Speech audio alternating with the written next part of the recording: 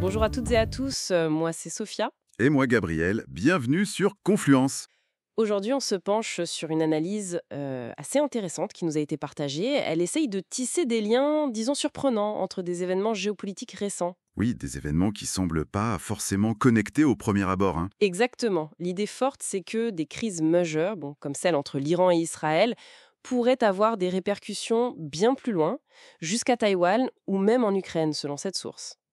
Intéressant. Et la grille de lecture qui est proposée pour comprendre tout ça, c'est vraiment les routes commerciales, les détroits stratégiques aussi. Ah oui, les points de passage obligés, Hormuz, Bab el-Mandeb, Taïwan. Voilà, Gibraltar aussi.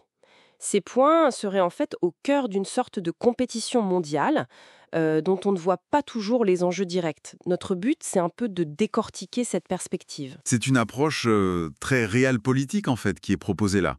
Elle suggère que, au-delà des grands discours idéologiques ou autres, Oui.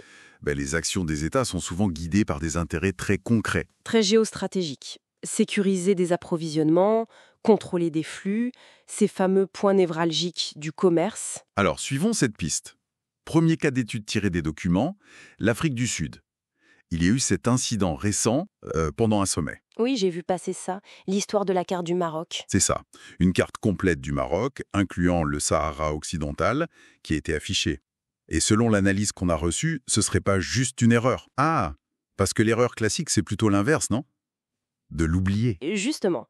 Donc là, ça pourrait être un message politique. Un signal plutôt discret. Un signal vers qui? Et pour dire quoi? D'après cette interprétation, ça pourrait indiquer un changement, même subtil, de la position sud-africaine sur ce dossier hypersensible du Sahara occidental. D'accord.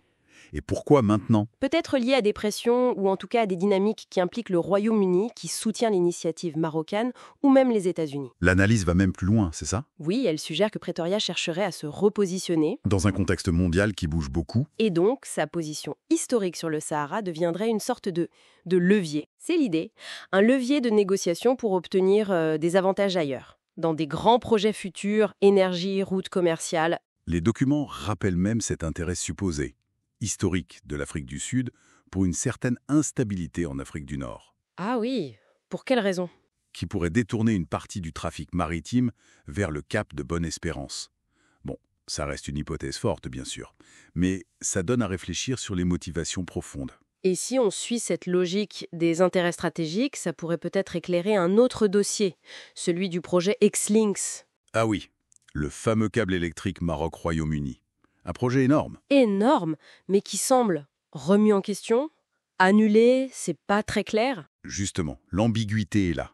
Est-ce que c'est juste technique ou une décision stratégique britannique comme on en a vu avec d'autres pays? Ou alors, et c'est l'hypothèse audacieuse des auteurs, Oui. est-ce que le Royaume-Uni pourrait se servir de ce projet comme d'un outil, un moyen de pression? Dans un jeu plus large, tu veux dire? Par exemple, conditionner le soutien britannique à des projets intéressant l'Afrique du Sud à un changement de politique de Pretoria sur le Sahara. C'est une lecture assez machiavélique, mais qui colle à la logique de l'analyse. Ce qui est certain, et ça les documents le soulignent bien, c'est que les États sont rarement transparents sur leurs motivations réelles. Ah ça, c'est sûr. L'annulation d'un grand projet, ça peut cacher plein de choses.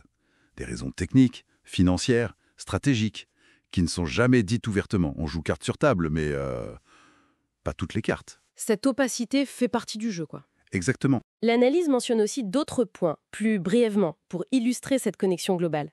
Par exemple, John Bolton, qui refait parler de lui, Ah oui, l'ancien conseiller américain?